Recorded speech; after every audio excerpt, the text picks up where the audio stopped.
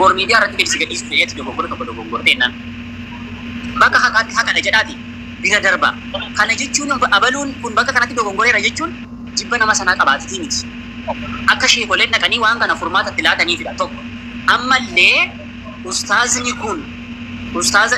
kun akka namni islaamaa kamiyyuu ustaaza kana eeggatu gochuudha. Injiinar Gaalii Abbaa Booraatii ustaaza kanarra miidhaa ga'a miti. Qaama injiinar Gaalii Abbaa Booraatiin sababa godhatee nama kana injiinar Gaalii Abbaa Booraa jalaas musliimoota jalaas eenyuun jalaas miidhutu jira. Kana akkasitti quba qabaadhaas. Siniif galee fakkeenya tokko siniif haa kaasu gabaabuma dubbii qeerroo jirtuun jedhe malee feerroo bittuun jenne hin jenne wanneen Haacaaluun garuu kan feerroo bittuu jedhee maqaatti baase namuma keenya kan dabarsee akka inni nyaatamu godhe immoo kan isa nyaate immoo nama biraadha. Akkasitti ilaala. Garan taanetti waliin hubatina. Kanuman jechuu barbaade galatooma. Ahmad galatooma ulfaadhu.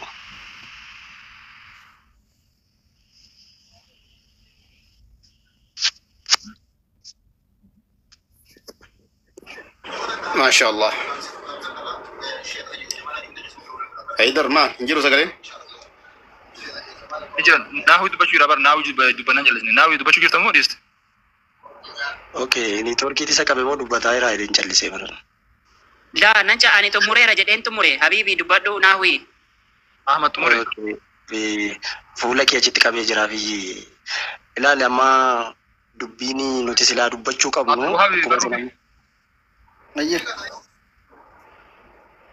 Dubbiin silaa nuti dubbachuu qabnu dubbii akkuma ammaa dubbii araaraa qofa ta'uu qabdi ture. Ammoo deebi'ee dubbiin tokko yeroo dubbatamtu soba baay'ee illee of keessaa qabdi.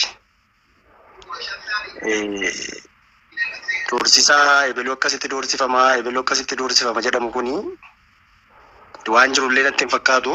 Haa ta'u malee utubuu wanni ustaaz Gaaliin hojjetan gaariidha jennee yaaduu osoo hin taane badiisa sun sirrii miti kan itti murteessullee kan gaafatee jira kana nagaa godhullee uumamee jira. Namni irra jira. Deebi'ee ammoo ustaaz Gaaliin akka ustaazni keenya kun miidhaman ofiin godha jedhee namni yaadu yoo jiraates dhuguma nama sammuunsaa dhagaa ta'e. Yeroo kana keessa immoo eenyuyyuu namni nama adamsullee isaanillee namni adamsaaru hin jiru namanna adamsaara jedhanii namni isaan himatanillee hin jiru. Lafuma nagaa kana namni akkasitti afarsa. Gadi bahee namni kun nama miidiyaa kana miti bakka barbaadetti dubbachuu danda'u ofirraa.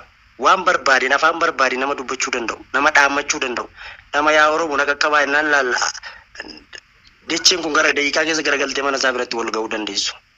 Namni tokko dhimma namaa mataatti fudhatee akka injiranitti akka waan wayitti soba sitti makee dhugaa lama sadis keessa buusee dubbatu baay'ee waan jiruufi kana bakka dhugaan jirtu dhugaan adda baati.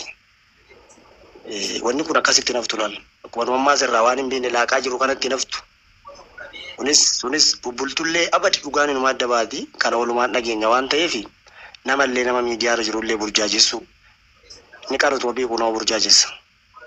Dhimma kana maalummaasi dhugaasi sobasi osoo beeku namni nama burjaajessu jira. Inni immoo qara fagoo taa'ee nama laalu nama dhaggeeffatu dhugaasee namni nama kanaaf dhiphatu jira. Namni nama kanaaf hirriba malee bulu jira. Gaafa inni adamfamaa jira. Karatti bahee galuu dhabaa jira. Lubbuu isaatiifuu nama sodaachisa. Waan rabbi sodaadhaati. Bara kana keessa moosayyuu. Nama kanarratti moosayyuu.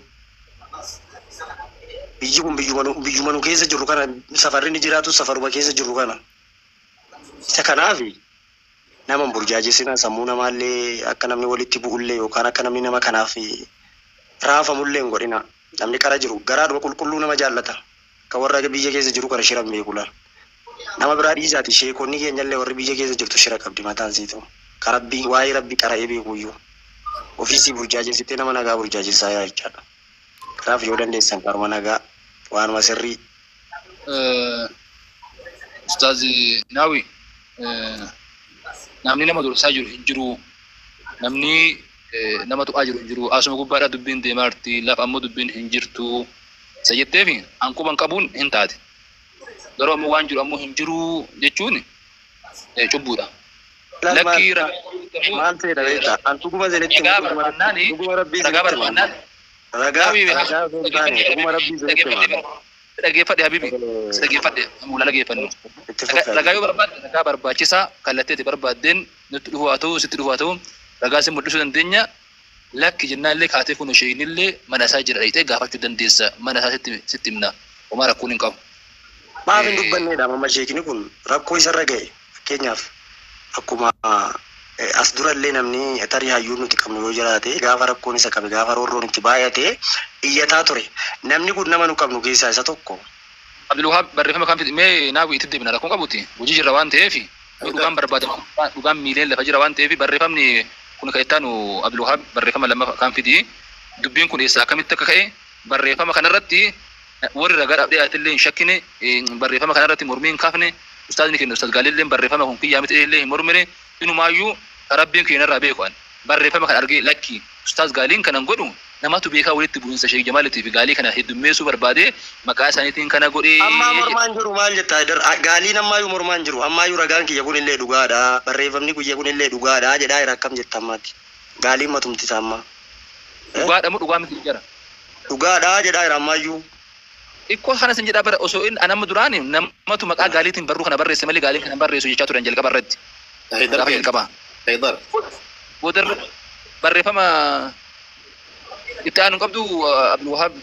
Haydar nuuf wal jallime dhiifama gidduutti dubbii deddeebi'uun barbaannu xiqqoo teennee wallaalaa jirra akka manguddootti illee akka nama xiqqoo waa hubatu illee fakkeenyaaf mucayyoo sanirraan ka'inaa nawaawiin keenya illee nu haa qabatu bareeduma gaafataa jira intisaar binti eenyu jetta mucawwa mashee Ahmad irraa Hasan san gaafii dubartummaan isin dhiyeessite yoo xiqqoo isii mulu deebisuuf hin dandeenye dubartummaa fi na tuffattane jechuu nurratti dandeetti. Yoo immoo isin ilaalchatti walii galuu dadhabdanii akka jaarsaatti illee akka nama agartee ilaa fi ilaameedha waliin deemaa jirutti laa Haydar bakki sun sirrii miti si fakkaatii jenna. Yookaan mucayyoo amansiifna. Nam wallama gaafii gaafatee waliin deebisiin san. Qabna waan hin bahin naawi obboleessa kee gootu hin bahin gootu deebi. Waa kaaftanii maa baatan. Amma intisaar waan isin argine jira isa kana isii dubbisa waan barreeffamni waan Haydar kiyya gaafiin intisaar si gaafatte ifaami. Qoy. Hello. Gaafin intisaar gaafatte ifaami.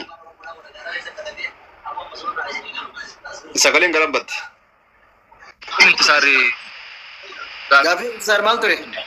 Gaafin intisaar Haydariin gaafatte akka intala teennaatti intala islaamaatti bu'aan isin asteerraa amma barra buusuu heddan maali takka eega asirratti miidiyaa kanarratti wanni kun bahe tokkoon beekuu qaba namni akkanuma dhufee kawannan jenne argufuurra Gaalii abbaa boor sababaan inni garteetiin mikiraan inni waan akkana dalageef takka lama sadi Sheek Jamaal Alii akkana godhe akkana irra dalage Sheek Jamaal Alii yoo isarraa gartee maaltu irra dalagame kana irra dalagame kana inni yoo maal godhe maal balleesse isarraa kaywanna isaanii beekuu qaba ummanni bakka amma eegi miidiyaa rabbe asirra dhaabbanne